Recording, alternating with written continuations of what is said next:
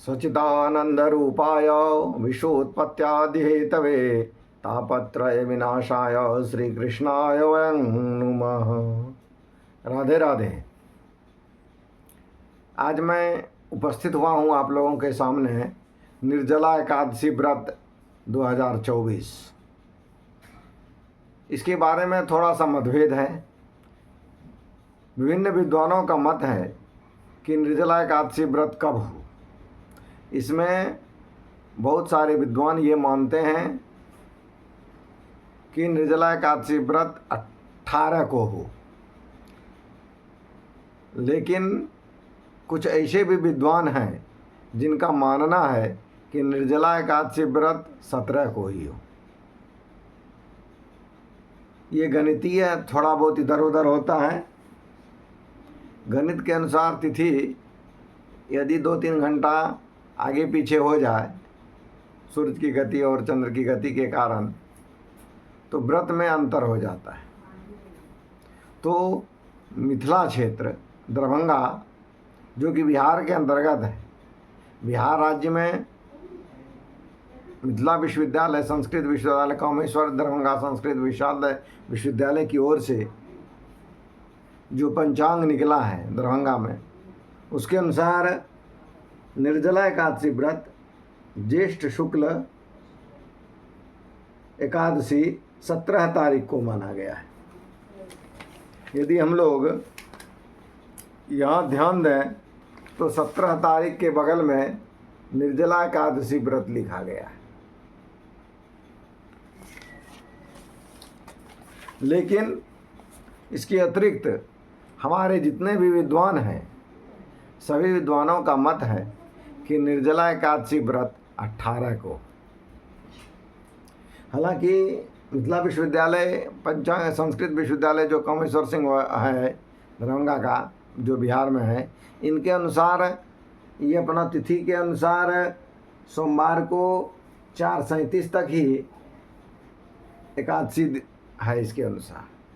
तो ये इस अनुसार अपना द्वादशी रखा है और उस तरह से एकादशी व्रत दरभंगा विश्वविद्यालय के पंचांग को मानने वाले लोग के लिए 17 तारीख। लेकिन काशी विश्वविद्यालय और अन्य राज्यों से प्रकाशित जो पंचांग है उनके अनुसार ये तिथि 18 को पड़ती है, इसलिए 18 को निर्जला एकादशी व्रत हो।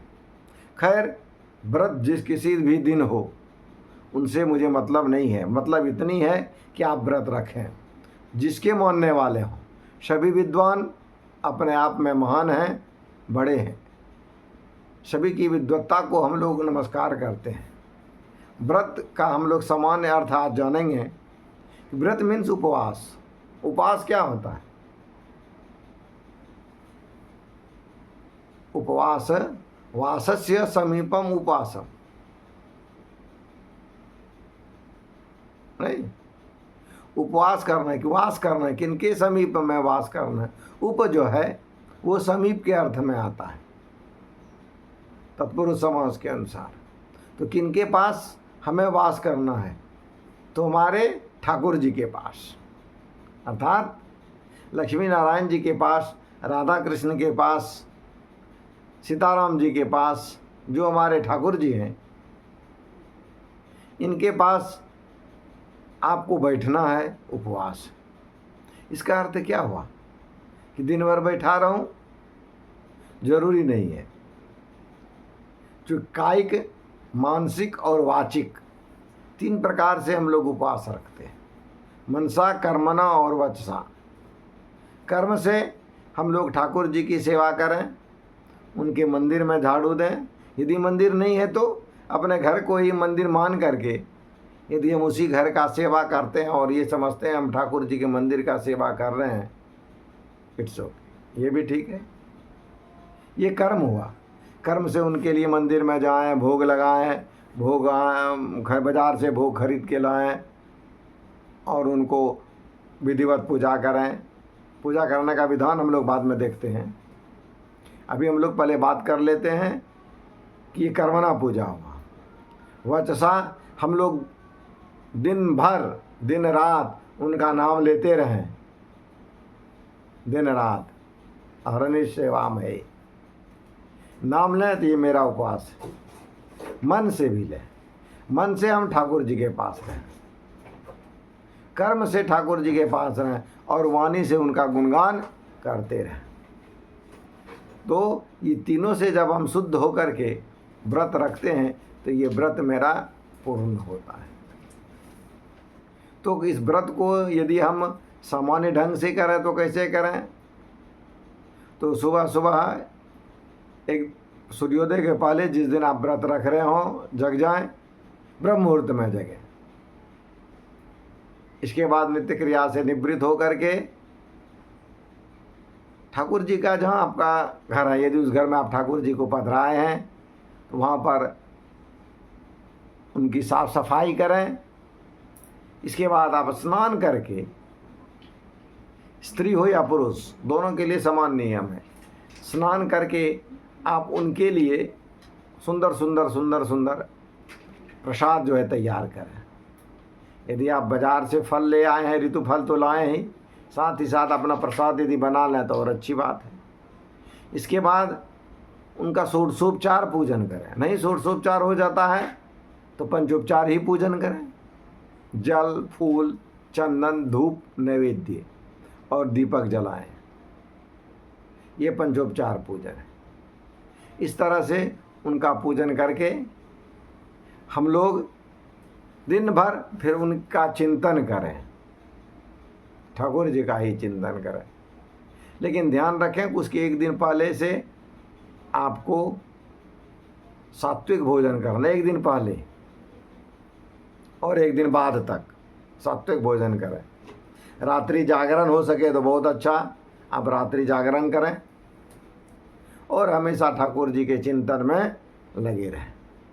और सबसे बड़ी बात है ये निर्जला एकादशी है। जो वृद्ध आदि हैं, जो बच्चे हैं, जो रोगी हैं, उन लोग नहीं कर सकते हैं। क्यों? क्योंकि इसमें जल भी ग्रहण नहीं करना है। दसवीं खत्म होने के एक घड़ी पहले से द्वादशी के एक घड़ी बाद तक आप जल नहीं पी सकते। बहुत कठिन है। क्यों? क्योंकि साल में 25 एकादशी होते हैं। उन सभी में ऐसे एक पक्ष में 2 एकादशी होते हैं तो उस हिसाब से 24 ही हुआ। लेकिन समय के काल गणना के अनुसार किसी किसी साल 25 एकादशी भी हो जाया करता है। तो उस 24 एकादशी में सबसे महत्वपूर्ण एकादशी, यदि आप कोई भी एकादशी न करें और इस व्रत को करें, निर्जला एकादशी व्रत को करें, तो वो संपूर्ण 24 एकादशी का फल पूरे साल का आपको मिल जाता है। इसीलिए इतना कठिन बताया गया है। तो इसमें करें क्या हम लोग? दिन भर ओम नमो भगवते वासुदेवाय, राधा राधा राधा राधा करते रहें, हरे कृष्ण कृष्ण कृष्ण हरे हरे मंत्र का जप करें। अर्थात जो आपके गुरु प्रदत्त मंत्र हैं या जिस मंत्र में आपका लगा हुआ है ध्यान, जिस मंत्र से आपको प्रेम है वो मंत्र आप करें। लेकिन एक विशेष चीज़ का ध्यान रखें कि आप इसमें अक्षत का प्रयोग न करें, केवल तिल का ही प्रयोग करें। अक्षत का प्रयोग करना परेशानी वाली बात है, भगवान को अक्षत नहीं चढ़ाया जाता है। कृष्ण पक्ष और शुक्ल पक्ष की एकादशी महत्वपूर्ण है। इसमें ये शुक्ल पक्ष का है, बहुत अच्छी बात है। और सबसे बड़ी बात है, एक द्वादशी को आप घट दान करें, घड़ा दान करें। और जिस समय ठाकुर जी का पूजा करें उस समय आप एक कलश रखें, वही कलश आप दान कर दें। अपने सामर्थ्य के अनुसार सोना चांदी आदि भी आप दान कर सकते हैं। प्रसाद में तुलसी दल जरूर लगाएं। तुलसी दल की बहुत आवश्यकता होती है, इसलिए तुलसी दल आप वहाँ पर जरूर लगाएं। भोग में तुलसी दल जरूर दें। तो ये क्यों प्रचलित है? प्रचलित व्यास जी का है। व्यास जी से जुड़ी हुई और भीम जी से जुड़ी हुई एक कथा है। कथा आई है कि जब पांडव के पास व्यास जी पहुँचे तो सभी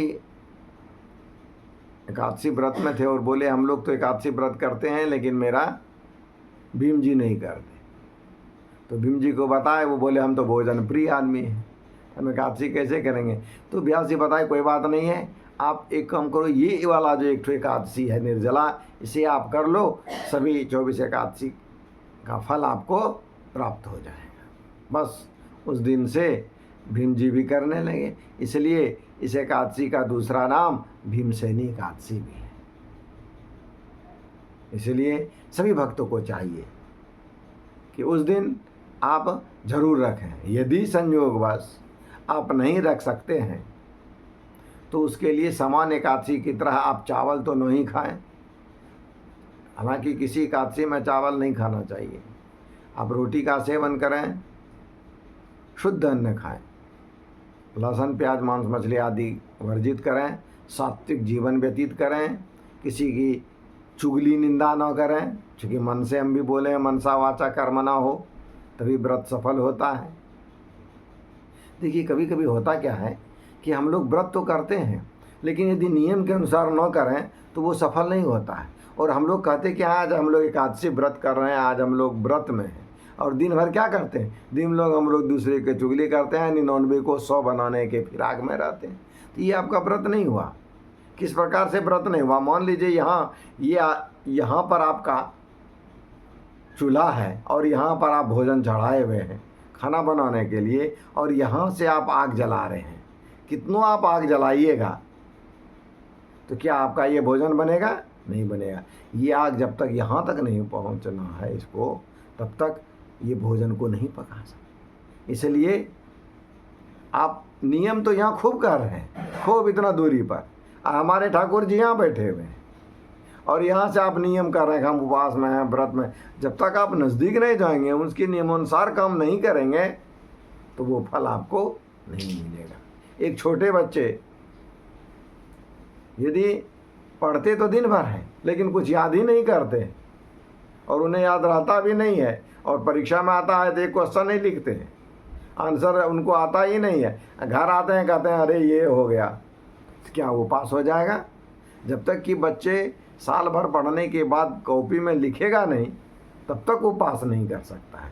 उसी प्रकार से हम लोग व्रत के जो नियम है, भगवान की प्राप्ति के जो नियम, हम लोग कहते हैं एकादशी व्रत यदि कर लें तो धन धान्य से सुखी हो जाएंगे। लक्ष्मी माता बहुत प्रसन्न हो जाती है निर्जला एकादशी के व्रत पर करने से। इसलिए हम लोग यदि नियम से नहीं करें तो वो उनके तक पहुंचता ही नहीं है, रास्ते में रह जाता है। इसलिए हम लोग को चाहिए कि नियम से यदि करें, पूरी निष्ठा के साथ नियम के साथ करें, नहीं तो नहीं कुछ तो थोड़ा का बात होगा, कुछ न कुछ तो आपको परिणाम मिलेगा ही। उनके जितना देर तक आपके दिमाग में, आपके मन में, आपके वाणी में और आपके कर्म में ठाकुर जी का ये ध्यान रहेगा, आज एकादशी मैं किया हूँ, आज मैं व्रत में हूँ, उतना देर का फल मिलेगा। शीश आप गलत काम कर रहे हैं, दूसरे की चुगली कर रहे हैं, निंदा कर रहे हैं, तो उसका भी फल मिल जाएगा। तो दोनों फल आपको भोगना पड़ेगा। ये नहीं है कि अच्छा कर्म किए और खराब कर्म किए, दोनों -+ 0 हो गया मैथ की तरह। नहीं, ये 0 नहीं होता है, करना ही पड़ता है। इसलिए हम सभी को चाहिए इस व्रत को बहुत ध्यानपूर्वक निष्ठापूर्वक करें, नहीं तो कम से कम आप जितना भी आपका सामर्थ्य है उस सामर्थ्य के अनुसार करें। खास करके आप मन से और वाणी से और कर्म से किसी की निंदा न करें, सात्विक भोजन करें, भगवान का ध्यान करें और संसार का सब काम करते रहिए, कोई बात नहीं, आपका व्रत हो जाएगा।